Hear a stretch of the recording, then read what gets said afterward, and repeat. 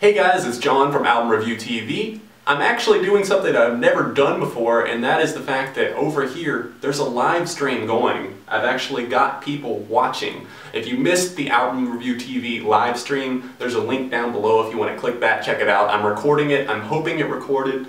It did mess up at one point. But anyways, I'm here today to do a review of Demolicious by Green Day. I'm actually really excited about this release. It's for Record Store Day. Came out a little bit early online. I'm really dying to get my hands on Demolicious. At least a CD copy. I would love to get a vinyl, but we'll see. Demolicious, I thought, was a really cool idea. They included one new song and then 17 demos from the Uno, Dos, Tre trilogy. And as you guys know, if you watched my reviews for those, I actually really did like so many songs from each record. Really, each one was at least a 4 out of 5 for me, and like over a year later, I'm still thoroughly enjoying each record.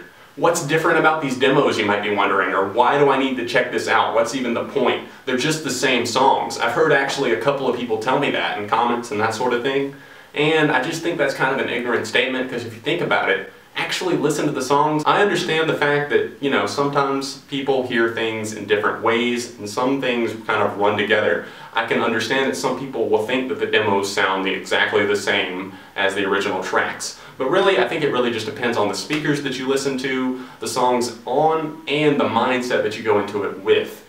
I'm hearing completely different tracks when I listen to this. I hear something untouched by kind of pop production before their producer Rob got his hands on it. And I'm not saying that he ruined the songs on the trilogy. I just think this, like Mike Dirnt said on his Instagram account, this is what the band would sound like if they were still on Lookout Records back in the day when Kerplunk was released. This is what the trilogy would have sounded like if they were still on Lookout Records. And I think that's a really cool point of view to look at it from. Take the song 99 Revolutions, for example. It kicks off Demolicious, and I think that it's the perfect example of how you can hear the difference in some of these tracks. The drums are so much more punchy on this track. It's something that stands out to me as a whole. You can really hear Tre's drumming a whole lot more on this record, and I think that's something that's super entertaining. I think that there's some different shredding going on the album. Take the song Let Yourself Go, for example. Something about these tracks just makes them so much more raw. Not that the trilogy didn't sound much more raw and stripped down in terms of their, you know, compared to their past 2 records before that, 21st Century Breakdown and American Idiot. It's just the fact that, you know, the trilogy, I feel like, definitely took a step back, and then here again we see kind of the poppy production that was kind of made them a little bit more radio friendly, taken away from these tracks, and just basically hearing them in the studio. You can hear chatter on some of these tracks, like after like Baby Eyes, Little Boy Named Train. I really like that one because of Tre's part on the track. I think that one was one of the ones that sounded the best in demo form. Let Yourself Go is one that just really unleashed. I like this version a whole lot better. There's actually some alternate lyrics here in this song, so definitely check out Let Yourself Go. If you're not planning to check out the whole thing, at least check out that one. I think the song that's probably sounded the most different to me overall was Oh Love. I just think it sounds so much, I don't know, so much better. It doesn't sound as poppy. It sounds just more garage influenced, and a song that I didn't initially like much at all has grown into one of my favorites here on Demolicious. Baby Eyes is another one that I'm really loving. I was always a fan of that song, but really this demo has just brought up my love for it that much more. As a whole, I'm thoroughly enjoying this. Some of the guitar playing, you know, it sounds like they mess up here and there on some of the solos. They just kind of go for it and experiment, and you can hear them saying that, like, oh, I was onto something there. Like, they'll say that in the background at the end of the track.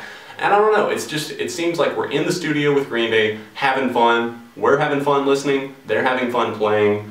Perfect Record Store Day release. Definitely, you're not going to want to miss the Stay the Night acoustic either. I know they've got the demo version, but I think that that is the version to check out, is the acoustic. Stray Heart was another one that came to mind in terms of sounding better, I felt like, when it's a little bit more stripped down. The bass work stands out more to me. The drumming, Billy's vocals, everything about this just really just kind of elevated my love for a lot of these tracks. What did you guys think, though? As a whole, Demolicious, absolutely loving it. Oh yeah, the song State of Shock. I bet you thought I wasn't going to talk about that one. The only new song on the record. I kind of did that on purpose because I felt like you guys were already probably typing in the comments, why didn't he talk about State of Shock? Well, State of Shock, it's not exactly doing a whole lot for me, honestly. I was pretty stoked whenever I first heard that there was going to be a new song on this compilation record, but State of Shock, it just sounds kind of weak. It sounds kind of poorly recorded.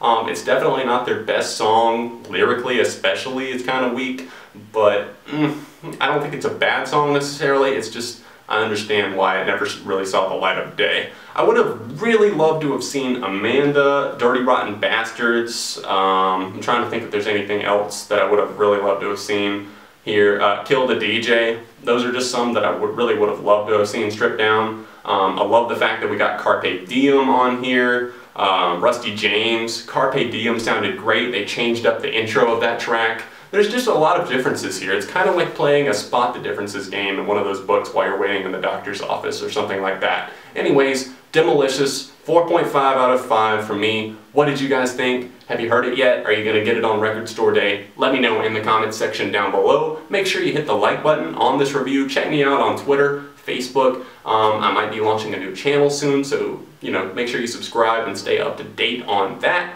It's going to involve movies and TV shows, I'll let you know that right now. But anyways guys, thanks for watching and sticking with me right here on Album Review TV, Beyond the Reviews.